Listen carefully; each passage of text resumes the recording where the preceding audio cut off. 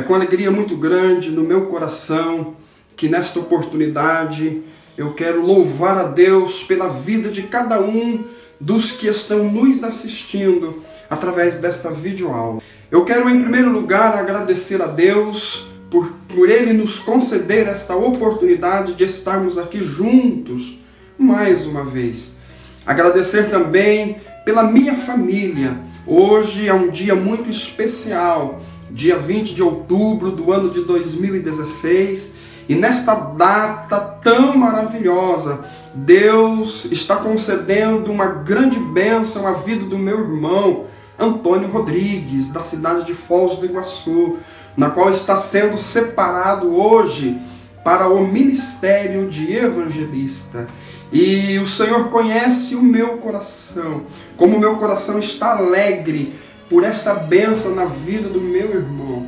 Quero aqui deixar um abraço a todos os meus familiares, aqui de Campinas, da cidade de Foz do Iguaçu, de Curitiba, de Rondônia, enfim, todos os que fazem parte da minha família. Agradecer também a Deus pela vida da minha esposa, Annelise, que tem sido uma coluna para este trabalho. Às vezes eu estou assim, pensativo, às vezes sem o ânimo para prosseguir, e o Senhor tem abençoado, e o Senhor tem dado graça à minha esposa, e nestes momentos ela tem me incentivado, e então eu quero louvar a Deus pela vida da minha esposa. Também quero agradecer aos irmãos aqui da congregação do Jardim Planalto de Viracopos, da cidade de Campinas, igreja na qual, pela graça de Deus, nós fazemos parte. Irmãos, tem sido uma bênção para a minha vida, para o ministério que o Senhor tem me confiado. Então eu agradeço de todo o meu coração a todos os irmãos aqui do Jardim Planalto.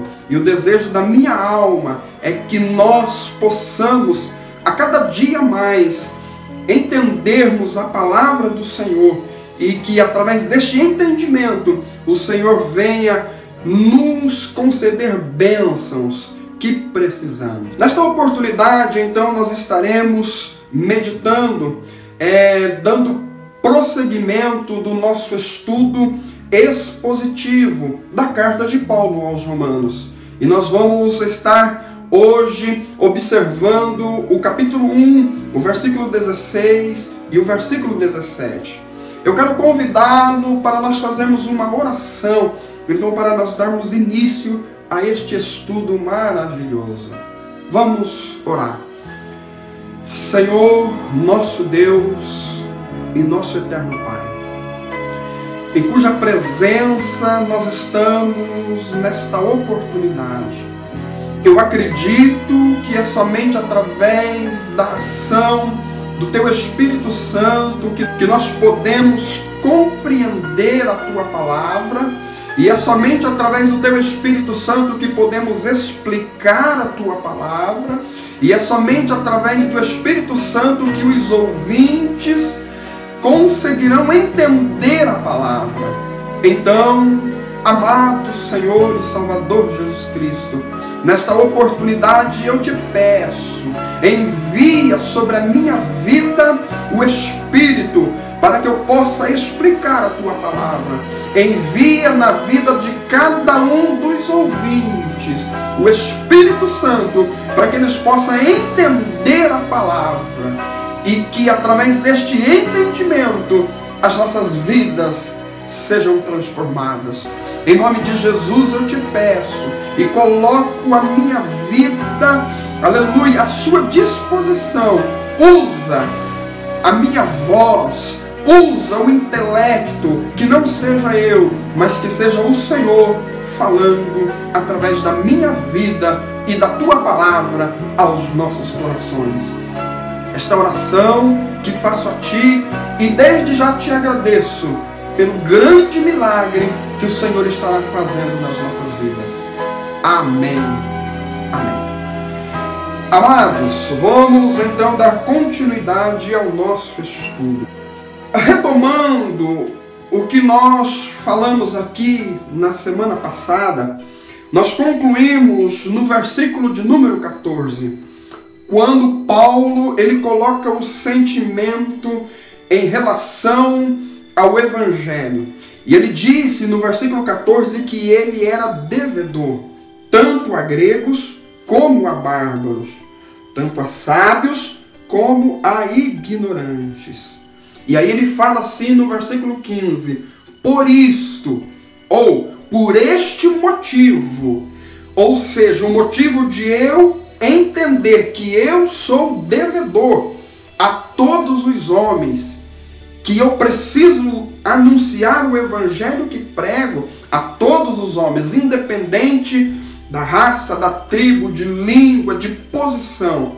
Então ele diz que por este motivo estou disposto a pregar o evangelho a vocês que estão em Roma.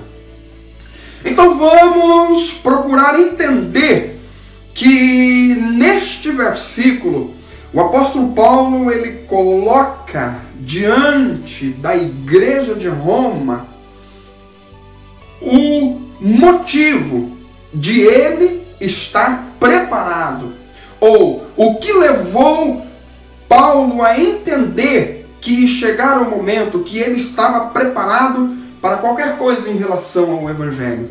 Então no versículo 16 e o versículo 17 está escrito assim: não me envergonho do Evangelho, porque é o poder de Deus para a salvação de todo aquele que crê, primeiro do judeu, depois do grego. Porque no Evangelho é revelada a justiça de Deus, uma justiça que, do princípio ao fim, é pela fé, como está escrito: o justo viverá pela fé. E nestes dois versículos nós vamos encontrar fundamentos que nós precisamos procurar entender. E desde já eu quero aqui deixar um conselho a você que me ouve. Ore ao Senhor. Peça para que o Espírito Santo coloque no seu coração o entendimento destes versículos, porque eles possuem verdades que podem mudar as nossas vidas por completo. Então nós vamos pegar aqui alguns pontos chaves. Vamos procurar entender aqui o que estava no coração de Paulo quando ele disse que não se envergonhava do Evangelho, porque ele sabia que o Evangelho era o poder de Deus para a salvação de todo aquele que crê. Ok? Então, em primeiro lugar, vamos observar a palavra não me envergonho do Evangelho. É muito importante aqui nós entendermos que na Revista Corrigida está escrito: não me envergonho do Evangelho de Cristo. Vamos entender que Paulo ele especifica neste versículo o Evangelho, que ele não se envergonhava. E que Evangelho era este? Era o Evangelho de Cristo. Mas por que o Evangelho de Cristo? Porque nos dias de Paulo havia outros evangelhos. Assim como nos nossos dias. Existem evangelhos estranhos. Existem evangelhos que não são o Evangelho de Cristo.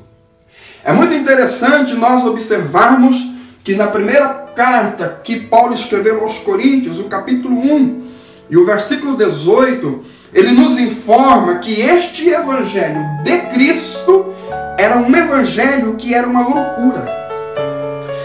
Para aqueles que estavam no mundo, para aqueles que não entendiam este evangelho, era uma loucura. Era louco quem acreditasse ou pregasse este evangelho. Por quê? Porque é o evangelho da cruz, é o evangelho da renúncia, é o evangelho do arrependimento, como nós veremos na sequência.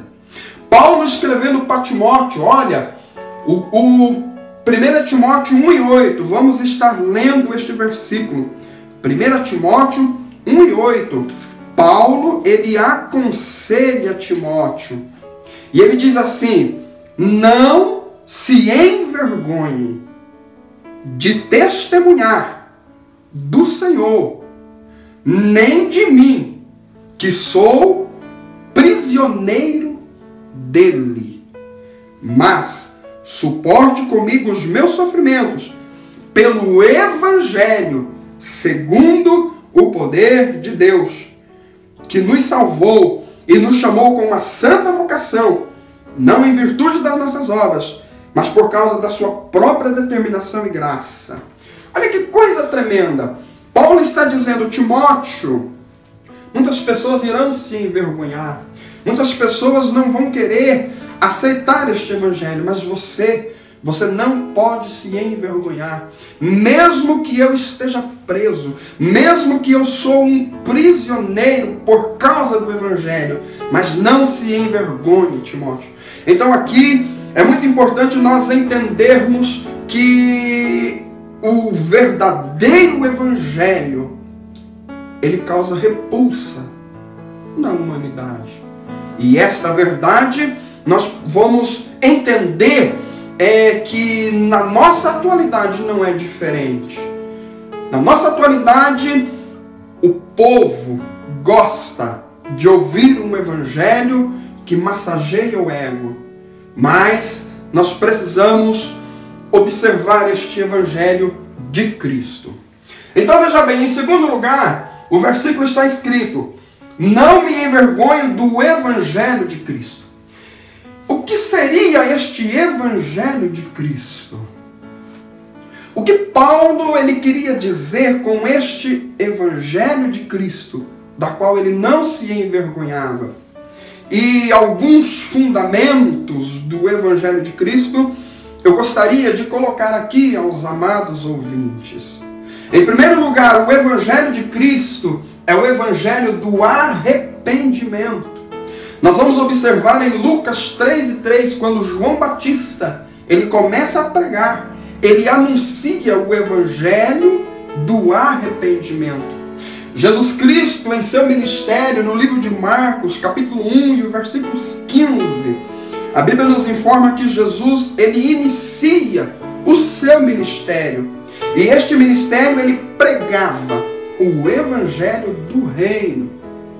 E o versículo nos informa o que Jesus pregava: o arrependimento para perdão dos pecados. Então observem que o evangelho de Jesus Cristo é o evangelho do arrependimento. E isto também está muito claro quando nós observamos os apóstolos. Analisando os sermões de Pedro, de Estevão, de Paulo, de Tiago, nós vamos observar que o eixo principal, aquilo que movia o verdadeiro evangelho, era incentivando ou era mostrando ao homem que ele precisava do arrependimento. E nesta oportunidade, eu quero chamar a sua atenção a esta grande verdade, que nós temos que nos arrepender, assim como está escrito em Atos dos Apóstolos, o capítulo 3 e o versículo 19, quando Pedro está pregando, ele diz assim: arrependam-se para que chegue os tempos do refrigério pela presença do Senhor. Aleluia, que o Espírito Santo nesta oportunidade possa colocar no meu coração o arrependimento. Que o Espírito Santo possa colocar no teu coração o arrependimento. Que você se convença disto através desta palavra e que você se arrependa dos seus pecados e que o Senhor venha e sare as tuas feridas. O evangelho de Jesus, ele era também o evangelho da renúncia. Lucas capítulo 9, versículo 23, está muito claro. Jesus ele disse assim, que aqueles que quiser vir após mim, negue-se a si mesmo, tome a cruz de cada dia e siga-me. Então, é este evangelho que Paulo ele não se envergonhava. O evangelho do arrependimento, o evangelho da renúncia. Porém, amados ouvintes, o evangelho de Cristo também era o evangelho de perseguição e morte. E esta é uma verdade que nós não gostamos muito de ouvir, mas é a verdade que está no evangelho. O verdadeiro evangelho, ele produz perseguição e produz morte. E isso está muito claro em um texto em que eu gosto muito de ler pelo momento em que foi dito. Quando Jesus ele dá a última instrução aos discípulos. E o evangelista João ele narra essas instruções a partir do capítulo 13 ao capítulo 16 de João. E nós precisamos compreender ali que o que Jesus ensinou nesta porção do Evangelho de João foram as coisas fundamentais. Foram aquilo que os discípulos eles tinham que colocar na mente. Eles não poderiam esquecer, porque Jesus sabia que estava chegando a hora de ele morrer. Então ele ensina os discípulos naquela ocasião. E um dos ensinos, no capítulo 16 de João, Jesus ele disse assim que haveria tempo, haveria dias na vida dos discípulos que os homens pensariam que estariam fazendo um favor a Deus em matar os discípulos. Então veja, esta verdade ela precisa impactar os nossos corações e que o Senhor possa nos dar graça, o Senhor possa nos dar condições de entender isto. Aleluia. Como os discípulos que foram presos, a Bíblia diz que eles se alegraram por estar sofrendo por causa do Evangelho. Então, eu compreendo que é somente o Espírito Santo que pode gerar isto nos nossos corações. Mas também compreendo, aleluia, que o Senhor quer levantar um exército de homens, de mulheres, com essa disposição, com este entendimento, com esta capacidade de se comprometer com a verdade, mesmo que custe a sua própria vida. Então observem que o Evangelho de Jesus Cristo é o Evangelho de perseguição e de morte. Um exemplo muito claro disso é a história dos discípulos. Nós fazemos um estudo sobre o que aconteceu e nós vamos observar que todos os discípulos de Jesus foram mortos, né? Menos o apóstolo João, que nós sabemos que morreu em uma morte natural. O restante, todos eles foram perseguidos e mortos. Só que o Evangelho de Jesus, ele é o Evangelho da vida eterna. E este ponto nós temos que entender. João disse, na primeira carta de João, o capítulo 2 e o versículo 25 está escrito assim: esta é a promessa que ele nos fez, a vida eterna. E eu acredito, oh aleluia, eu creio, eu tenho orado, pedido a Deus esta fé. É isso que nós temos que acreditar, que a morte não pode parar a obra do Senhor. A morte não pode, de maneira nenhuma, aleluia, destruir aquilo que Deus tem para você.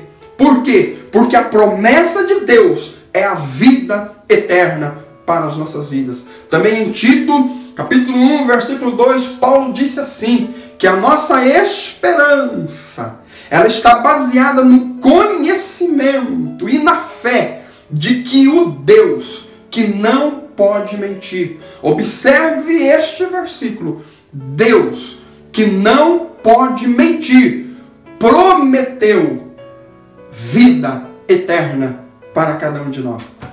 Aleluia! Este é o Evangelho que Paulo não se envergonhava. Ele não tinha medo, ele não tinha receio nenhum de pregar. porque ele estava ciente que mesmo que se o matassem, então o céu o esperaria, ou seja, a melhor parte da vida do apóstolo então começaria.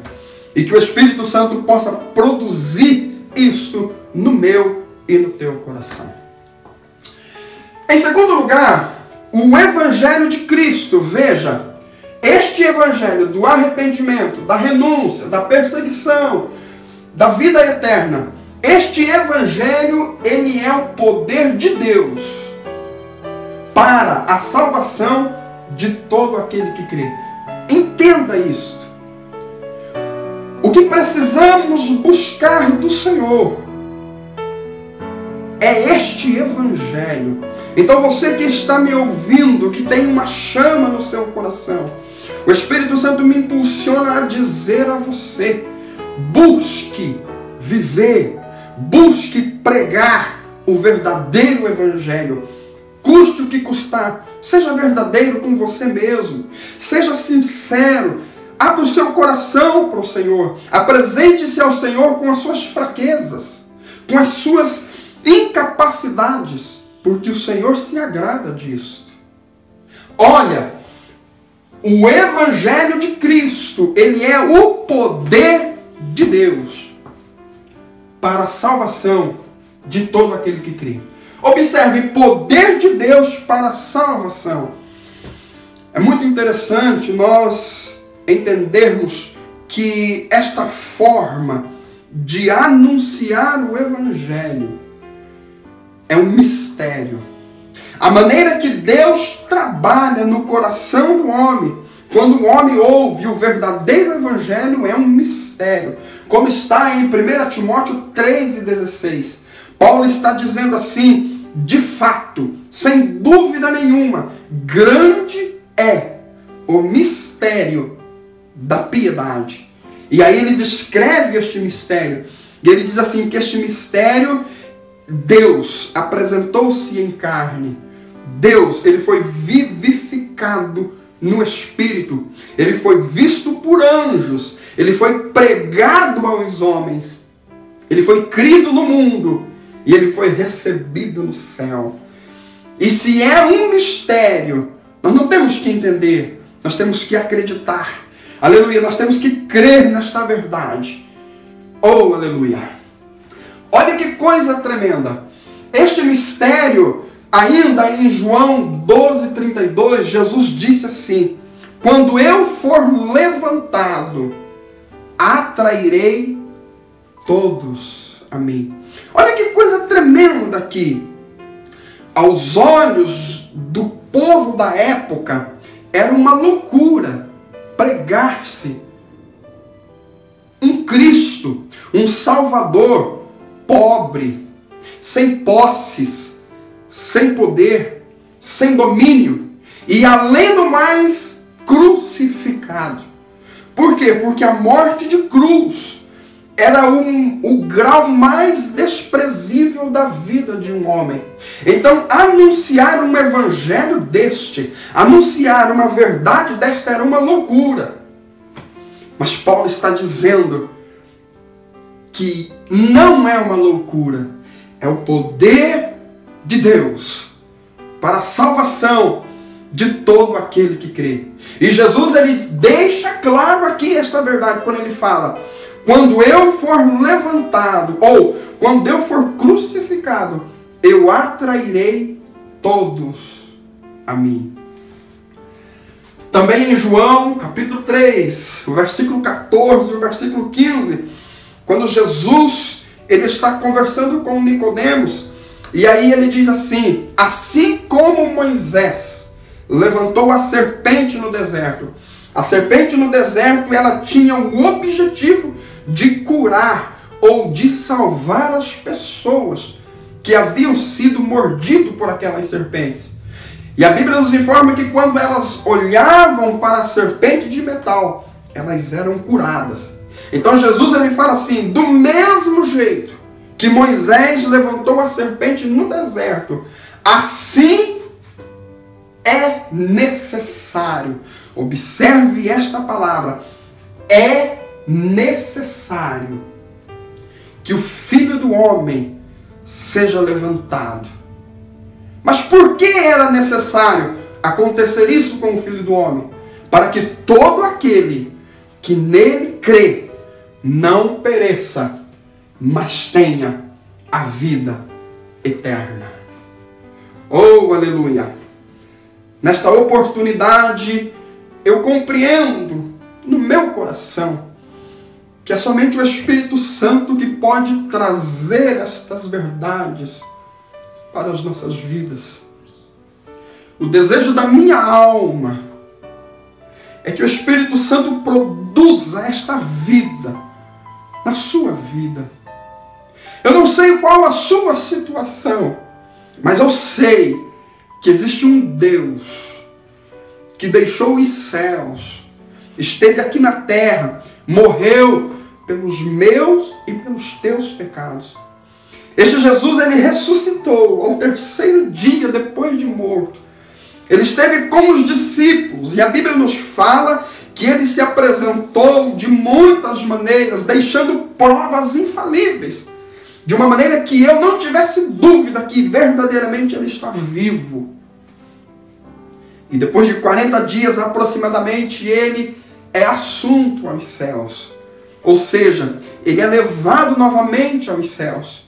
E eu entendo que hoje ele está à destra de Deus, Todo-Poderoso, todo majestoso, tem o domínio de todas as coisas na mão e intercede pela minha vida e pela tua vida.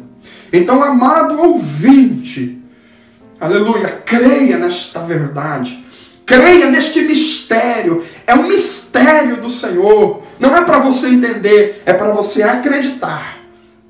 E então o Senhor, aleluia, estará fazendo a obra que precisa ser feita na sua vida.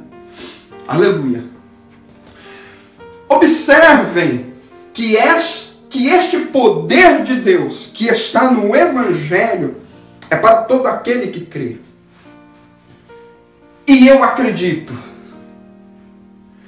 1 Timóteo, capítulo 1, versículo 4, Paulo nos diz assim: a obra de Deus é pela fé. Segundo aos Coríntios 4:13 está escrito assim: cri, por isto falei.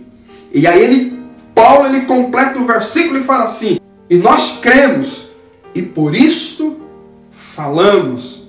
E eu digo a você nesta oportunidade, eu creio, e por isto eu falo. Eu creio que este é o Evangelho que te salva. Este é o Evangelho que te leva para o céu. Não é um Evangelho que te promete bênçãos materiais. Não é um Evangelho que massageia o seu ego. Não. É o Evangelho de Cristo Jesus. O Evangelho do arrependimento.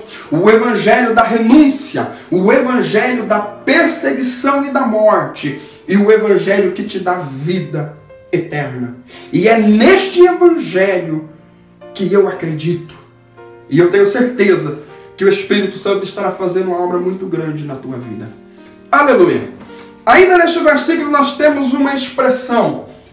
Primeiro do judeu e depois do grego. E esta expressão nós vamos explicá-la, nós vamos analisá-la de uma forma mais detalhada no nosso próximo encontro. E é uma das expressões que nós não podemos de forma nenhuma passarmos para as doutrinas apresentadas por Paulo, sem antes nós meditarmos nesta expressão. Em terceiro lugar, o Evangelho de Cristo tem poder para salvar o homem, pois nele quem? No Evangelho de Cristo, o homem descobre ou precisa descobrir a justiça de Deus. Aqui nós nos deparamos com uma expressão que tem um peso muito grande na carta aos Romanos. E nós vamos entender que esta expressão ela vai estar de agora em diante, muitas vezes vai aparecer essa expressão justiça de Deus. Mas aqui nós vamos então entender duas coisas nesta palavra justiça. Primeiro lugar, essa justiça de Deus é o ato de Deus julgar o pecado do homem. E isto nós temos que entender. Não é Deus julgando o homem. Não é Deus retribuindo ao homem um juízo ou algo de ruim, vamos dizer assim, no homem. Não. É Deus julgando o pecado do homem. Como está no versículo de número 18, do capítulo 1 de Romanos. Ele diz assim, ó: a ira de Deus é revelada dos céus contra toda impiedade e contra toda injustiça. Veja, não é no homem, mas é no pecado do homem. Então essa expressão nós precisamos entendê-la, mas no decorrer aí das nossas explicações, nós vamos chegar em um determinado ponto que Paulo ele vai deixar um tempo para explicar essa questão da justiça de Deus. Em segundo lugar, precisamos entender que a justiça de Deus é o ato de Deus saber que o homem não pode vencer o pecado e enviar Jesus para dar esta condição ao homem. E isso daqui é maravilhoso. Oh, aleluia! Nós entendermos esta justiça de Deus, ela faz toda a diferença na nossa vida. E eu quero deixar aqui dos escritos de Martinho Lutero dentro dessa questão. Olha, este comentário ele está no prefácio à edição completa dos escritos de Martinho Lutero em latim. Então Martinho Lutero ele nos diz assim: eu desejava intensamente entender a carta de Paulo aos Romanos. O único obstáculo era a expressão, a justiça de Deus. Pois eu considerava que ela se referia à justiça, por meio da qual Deus é justo e age com justiça ao castigar os iníquos. Dia e noite ponderei, até que compreendi esta verdade. A justiça de Deus é a justiça mediante a qual, por meio da graça e de pura misericórdia, Ele nos justifica pela fé. Senti que havia nascido de novo e entrado pelas portas abertas do paraíso. Toda a Escritura assumiu um novo significado. E da mesma forma que havia odiado a expressão justiça de Deus, passei a amá-la como a mais doce palavra. Essa passagem de Paulo se tornou para mim um portal para o céu. Que coisa maravilhosa! E aqui eu quero te convidar a você nos acompanhar, porque a palavra justiça de Deus, nós vamos estar entendendo ela de uma forma mais clara quando nós estivermos juntando os textos que serão expostos esta palavra. Porém aqui, entenda isto, que a justiça de Deus não é o ato de Deus derramar julgamento sobre o homem. Porém, é o ato de Deus saber que o homem não teria condições de vencer o pecado. E por isso ele enviar Jesus. E Jesus daria condições ao homem de vencer o pecado. Ou seja, Deus, ele foi justo no ato de não julgar o homem sem antes conceder a ele uma oportunidade, alguma coisa que ele pudesse vencer o pecado. Isto é maravilhoso aos nossos corações. Em último lugar, a fé. Esta justiça, ou seja, a justiça que está no Evangelho e que tem o poder de salvar o homem, ela é descoberta, ou o homem consegue descobrir essa justiça de fé em fé.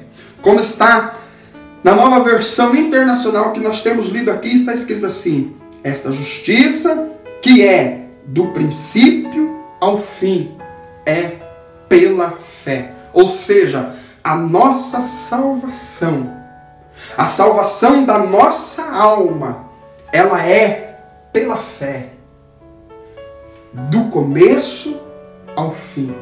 Não tem nada que nós podemos fazer para sermos salvos, a não ser acreditarmos na pessoa de Jesus.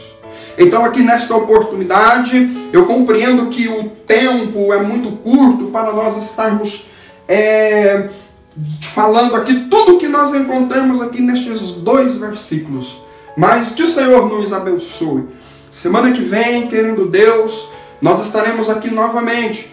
E então nós estaremos fazendo uma conclusão desta parte introdutória de Romanos.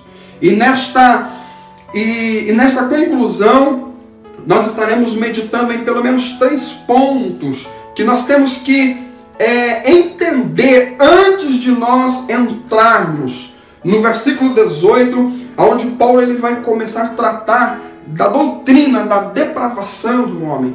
Então, eu conto com você, eu conto com as suas orações, eu conto com a sua ajuda e que o Senhor assim nos abençoe. Vamos orar. Senhor nosso Deus e nosso eterno Pai, eu te louvo por tudo quanto o Senhor nos concedeu. Papaizinho amado, que esta palavra fique em nossos corações, que eu possa entender que na tua palavra está o poder de Deus para salvar a minha vida. E eu preciso entender esta justiça, este ato do Senhor enviar Jesus para dar condições para que a minha alma seja salva. Acrescenta a minha fé, Senhor. Acrescenta a fé dos ouvintes. E que assim nós possamos ser transformados pela tua palavra. Amém, Jesus. Amém. Deus abençoe a cada um dos nossos ouvintes. E semana que vem, querendo Deus, estaremos novamente aqui. Deus abençoe.